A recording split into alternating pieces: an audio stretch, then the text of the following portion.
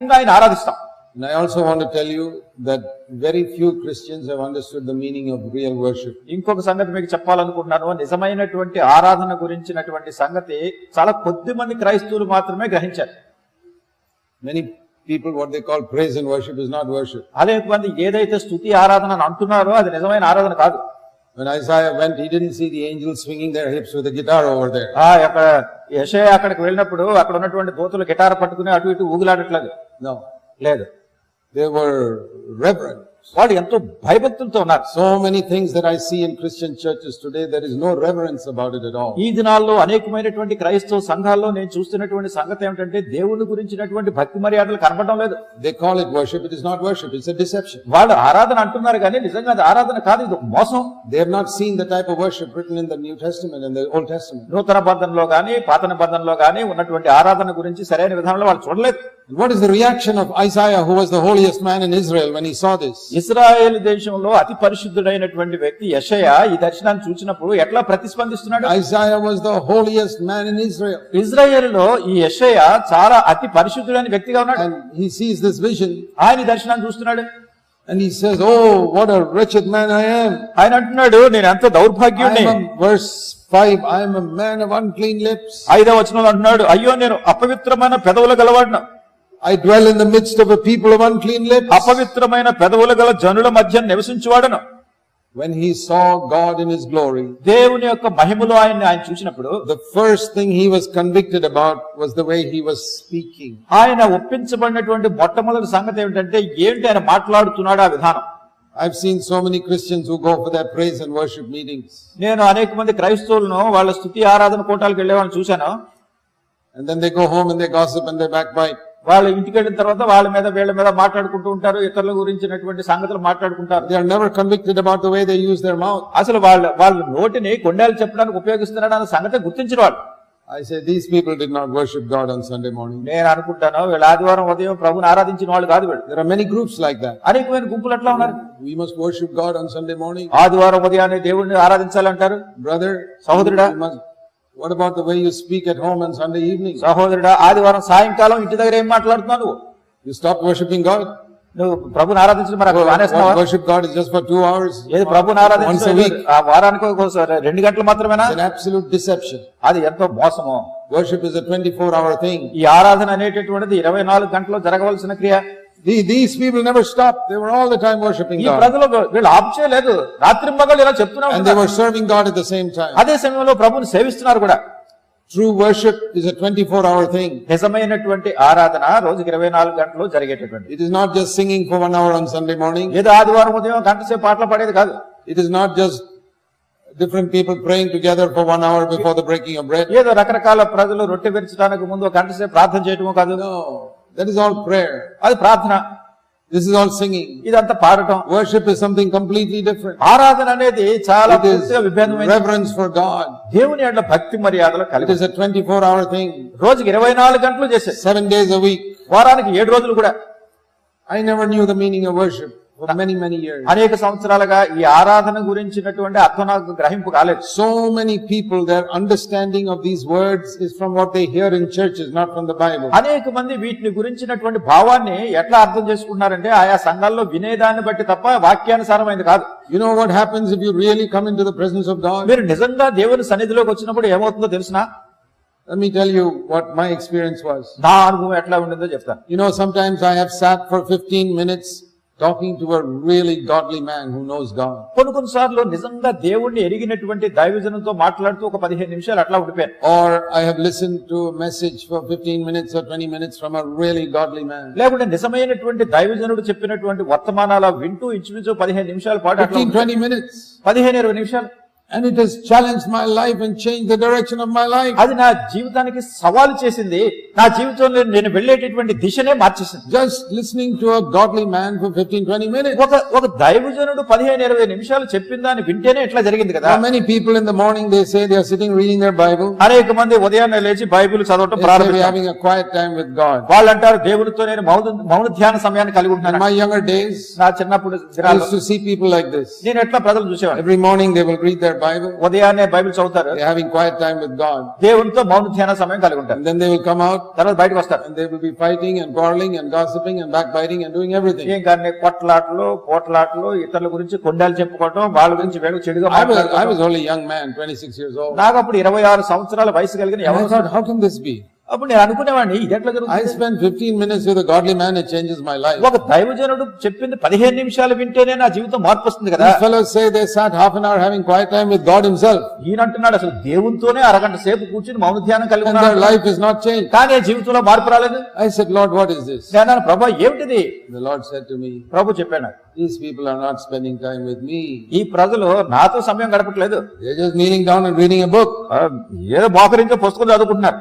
It may be a chemistry book, it may be Bible, it makes no difference. అది ఏదో రసాయనిక శాస్త్రం కావచ్చు, లేకుంటే బైబిల్ కావచ్చు, ఏమైనా కావచ్చు. Some knowledge goes into their head. అంటే ఈ జ్ఞానమే వెళ్తుంది తలలోకి, It doesn't change their life. అది వాళ్ళ జీవితాన్ని మార్చట్లేదు. You can study the Bible and it doesn't change your life. మరి ఈ బైబిల్ చదువుతున్నారు కానీ మీ జీవితాన్ని మార్చట్లేదు. To come into the presence of God is something completely different from having half an hour quiet time with the Bible. దేవుని సన్నిధిలోనికి రావటం అంటే బైబిల్తో ఒక అరగంట సేపు మౌన ధ్యానం కలిగి ఉండటం కంటే ఇది చాలా వ్యత్యాసమైంది. I will tell you how you can know whether you have really come into the presence of God and worshipped Him. మీరు నిజంగా దేవుని సన్నిధిలోనికి వచ్చి ఆయన ఆరాధిస్తున్నారో లేదో మీరు తెలుసుకోవాలంటే సంగతి చెప్తాను. Same thing will happen to you that happened to Isaiah. యెషయాకి జరిగిన సంగతే మీకు కూడా జరుగుతుంది. So, Lord, I'm a sinner. అయ్యో ప్రభా, నేను పాపిని, I've spoken wrongly. నేను తప్పుగా మాట్లాడాను.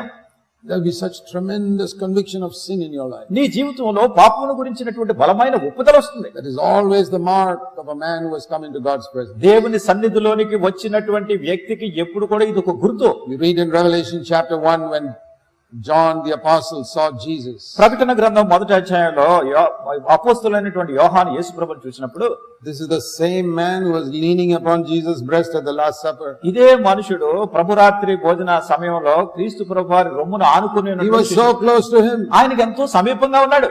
And this is the man who was filled with the Holy Spirit when he was 30 years old. ఈ మనుషుడే ఇంచుమించు 30 సంవత్సరాల ప్రాయంలో పరిశుద్ధాత్మతో నింపబడినవాడు. And this is the man after day of Pentecost for 65 years now he has walked with God.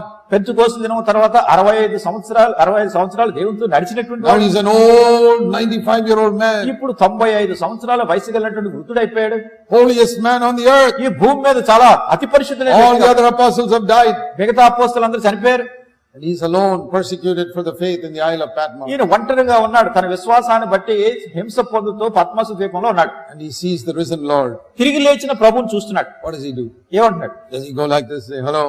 వెళ్ళాను బుధమ చేసుకుని hello అన్నాడా? No. లేదు. He falls on his face. ఆయన సాష్టాంగ పడిపోయాడు, with his head buried in the ground. మరి తన ముఖం నేల Mopadu. Like a dead man, he says, I fell down. ఆయన అంటున్నాడు, నేను చనిపోయిన మృతుడైన వాడిగా పడిపోయాడు అన్నాడు. Those are the real worshippers. ఇవి నిజమైనటువంటి ఆరాధకులు. Who have such a tremendous reverence for God. దేవుని ఎడల అటువంటి అత్యధికమైనటువంటి భక్తి మర్యాదలు వస్తాయి. They cannot stand in the presence of Jesus. అసలు యేసు ప్రభువారి సాన్నిధ్యంలో నిలబడలేరు. They fall at his feet like a dead man. ఆయన పాదముల చెంత చనిపోయిన వాని వలె పడిపోయాడు. But this is so different from what people call worship today. మరి ఈ దినాల్లో ప్రజలు ఆరాధన చెప్పేదానికి ఇది చాలా వ్యత్యాసంతో కూడింది. Nowadays it's become very popular in many churches, all types of churches, to sing these charismatic songs. ఈ దినాల్లో అనేకమైనటువంటి సంఘాల్లో ఇది రకరకాల ఉత్తేజకరమైనటువంటి కరిస్మాటిక్ పాటలు ఇవన్నీ ఉన్నాయి కదా, అది అలవాటైపోయింది. So many of those songs are so shallow. ఆ పాటల్లో అవి చాలా వరకు సరైనటువంటి లోతు లేనటువంటివిగా ఉంటాయి. Even the word Jesus doesn't come there. అసలు యేసు అనే మాట కూడా చాలా చోట్ల ఉండదు అక్కడ. They sing songs like this. అట్లాంటి పాటలు కూడా పాడతారు. Hold me close. నన్ను దగ్గరగా పట్టుకో. Never let me go. నన్ను ఎప్పుడు విడిచిపెట్టొద్దు. You don't know whether it's a Hindi film song or whether it is they sing it to Jesus or who are they singing it to? అదేదైనా హిందీ సినిమా పాట లేకుంటే యేసు ప్రభు గురించి పాడుతున్నారు, ఏమిటో కూడా మనకు అర్థం కాదు. I miss you so much. నిన్ను ఎంతగానో నన్ను గట్టిగా పట్టుకో. Never let me go. నన్ను I cannot live without you. నీవు లేకుండా ఉండలేను. These half converted fellows are now writing these love songs to Jesus. సకవ మారు మనసు పొందినటువంటి వాళ్ళు యేసు ప్రభువుని గురించినటువంటి ప్రేమ గీతాలు పాడుతున్నారు. And they call it worship. వాళ్ళు ఆరాధన అంటున్నారు దాన్ని. Go and learn from Isaiah and the apostle John how to worship. యెషయా దగ్గర నుంచి అపోస్తలుడైన యోహాను దగ్గర నుంచి ఆరాధన అంటే ఏమిటో మీరు నేర్చుకోవాలి. He was not leaning on his breast. ఆయన రొమ్మును ఆనుకొని లేడు. He was fall at his feet like a dead man. ఆయన పాదముల చెంత చనిపోయిన వాడిగా పడిపోయాడు. Convicted of sin. తన పాపం గురించి ఒప్పించబడ్డాడు. Let me ask you. మిమ్మల్ని అడుగుతాను, When was the last time that you worshipped God and went away convicted of your sin? మీరు చివరిగా ఎప్పుడు అసలు ప్రభువుని ఆరాధించి మీ పాపముల విషయమై ఒప్పించబడి వెళ్ళారు? You will never be convicted if you are singing sin. If you sing songs like hold me close and never let me go. నన్ను గట్టిగా పట్టుకున్నాను వదిలిపెట్టొద్దని ఈ పాటలు పాడినంత వరకు మీ పాపాన్ని గురించి మీరు ఒప్పించబడరు. He was so convicted of his sin. అయితే ఇతడు తన పాపం గురించి ఎంత ఒప్పించబడ్డాడంటే, when a heavenly life comes to earth, పరలోకపు జీవితం భూమి మీదకి వచ్చినప్పుడు we live in a conviction of sin all the time. మన సమయం అంతా కూడా పాపం గురించినటువంటి ఒప్పుదలతో నిండిపోయి ఉంటాం. And the result is we live in a repentance all the time. మరి దాని యొక్క ఫలితం ఏమిటంటే ఎల్లప్పుడూ పశ్చాత్తాపంతో కూడినటువంటి జీవితాన్ని జీవిస్తాం. Since I understood the real meaning of worship, ఈ ఆరాధన గురించినటువంటి నిజమైన అర్థం నేను గ్రహించిన తర్వాత, not this 1 hour on Sunday worship, no. ఆదివారం 1 గంట మాత్రం కాదు ఈ ఆరాధన అనేది. I'm talking about 24 hours a day worship. రోజుకి 24 గంటలు ఆరాధించేది, 7 days a week, వారానికి 7 రోజులు. Result has been, మరి దాని ఫలితం ఏంటంటే, I am convicted of my sin. God is my witness every day of my life. మరి దేవుడే నా సాక్షి, నా జీవితంలో ప్రతిరోజు కూడా నా పాపం విషయమైనటువంటి ఒప్పుదలని కలిగి ఉంటున్నా. Every day I repent. ప్రతిరోజు పశ్చాత్తాపడుతున్నా. Every day I see new areas in my life which are not like Christ. మరి ప్రతి రోజు కూడా నా యొక్క జీవితంలో క్రీస్తును పోలి లేనటువంటి ప్రాంతాలు నా జీవితంలో ఏమున్నాయో అనుకుంటున్నాను. Battle to overcome it.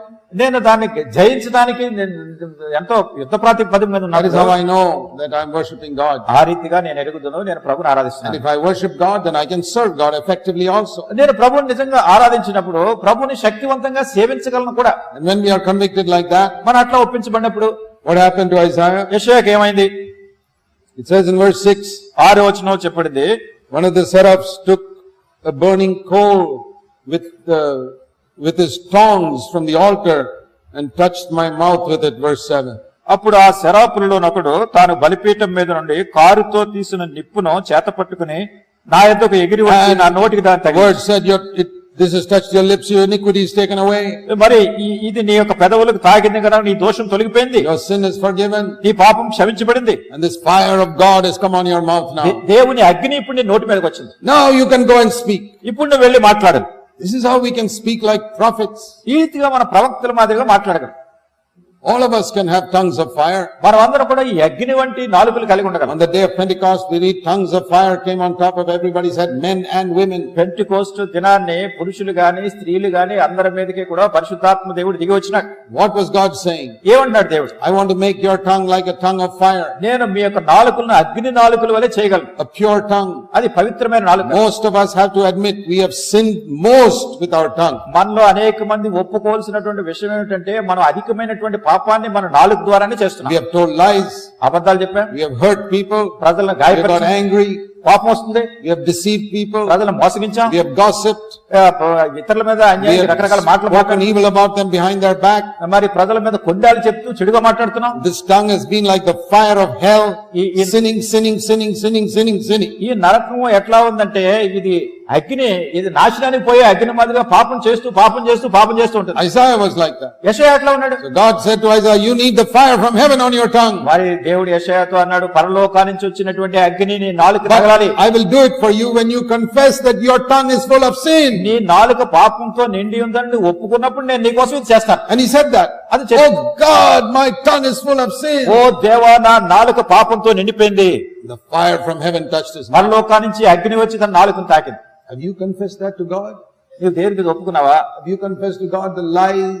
నువ్వు చెప్పిన అబద్ధాలని దేవుడికి ఒప్పుకున్నావా? నీ కోపాన్ని ఒప్పుకున్నావా? Backbiting, కొండాలు చెప్పడం, gossiping, ఇతరుల గురించి చెడుగా మాట్లాడడం, speaking evil of others, ఇతరుల గురించి అభ్యంతర కారణంగా మాట్లాడేది. When you confess it honestly to God, He will touch you also with the fire. యథార్థంగా ఇవన్నీ ఒప్పుకున్నట్టయితే దేవుడు కూడా తన అగ్నితో మీ నాలుకను తాకుతాడు. What do you think those 120 people were doing for 10 days before Pentecost? ఆ పెంటెకోస్తు దినానికి ముందు 120 మంది ప్రజలు 10 దినాలు ఏం చేస్తున్నారు? వాళ్ళు They saw the glory of God, they were confessing their sin. దేవుని యొక్క మహిమను చూశారు, వాళ్ళ పాపాలు ఒప్పుకుంటున్నారు. And I can imagine they confessed a lot of sins of their tongue in those 10 days. నేను ఊహించగలను ఆ 10 దినాల ప్రార్థనలో వాళ్ళు చేసిన అనేకమైనటువంటి పాపాలు విస్తారంగా ఒప్పుకున్నారు. The Lord said, don't worry, I will touch your tongues with the fire of the Holy Spirit. ప్రభువు అన్నాడు, కలత చెందకండి, పరిశుద్ధాత్మ ద్వారా మీ యొక్క నాలుకలను నేను పైన నుంచి అగ్నితో తాకుతాను. Men and the women prophesied. పురుషులు స్త్రీలు కూడా ప్రవచనాలు చెప్పారు.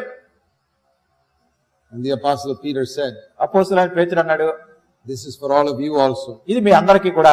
God said, I'll pour out my spirit and your sons and daughters will prophesy. దేవుడు అన్నాడు, నా ఆత్మను నేను కుమ్మరిస్తాను, మీ కుమారులు మీ కుమార్తెలు కూడా ప్రవచనాలు చెప్తారు. Do you know that we can have a fire in our lips which even the angels cannot have? దూతలు కూడా కలిగి ఉండనటువంటి విధంగా పరలోకానికి నుంచి వచ్చినటువంటి అగ్ని మన యొక్క పెదవుల మీద కలిగి ఉండగలం తెలుసా? Have you read the Bible slowly? ఈ దేవుని వాక్యాన్ని నెమ్మదిగా చదివినప్పుడు read again Isaiah 6 verse 6 and 7. యెషయా గ్రంథం 6వ అధ్యాయం 6, 7 వచనాలు మళ్ళా చదువుతున్నాం. Read it slowly. నెమ్మదిగా చదవండి. Do you notice something? అక్కడ ఏదైనా గమనిస్తున్నారా? Do you notice that the angel cannot touch the fire with his hands? ఈ దూతలు తమ చేతితో ఈ అగ్నిని తాకలేరు. ఆ సంగతి గమనిస్తున్నారా? He had to take the fire with tongs. అతడు కారుతో ఈ నిప్పుని తీస్తున్నాడు. Because his hand will burn if he touches it. ఎందుకంటే అతడు ముట్టుకుంటే తన చెయ్యి కాలిపోతుంది. But what the angel could not touch, అయితే దూతలు ఏమైతే తాకలేకపోయారో Isaiah's mouth could touch it. మరి యెషయా నోటికి తగిలింది అది నిప్పు. What a wonderful thing that is. ఎంత ఆశ్చర్యకరమైన సంగతి ఇది. That the fire of heaven which the angels cannot touch, a man can have. పరలోకపు అగ్నిని దూతలు ముట్టుకోలేకపోతున్నారు, కానీ మనుషునికి తాకుతుంది. I don't need tongs to touch the fire of heaven. నేను ఈ అగ్ని తాకడానికి నాకు కారు అక్కర్లేదు. Angels need that. దూతలకు కావాలి. I can have it touch my body and it won't kill me. అది నా దేహాన్ని కూడా తాకొచ్చు, నన్ను చంపవే.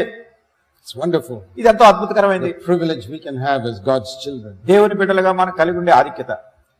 See, every glimpse that we have of heaven in the book of Revelation, ప్రకటన గ్రంథంలో పరలోకాన్ని గురించినటువంటి ప్రతి విధమైనటువంటి మచ్చు మనం చూసేటటువంటి there are 7 glimpses of heaven in Revelation.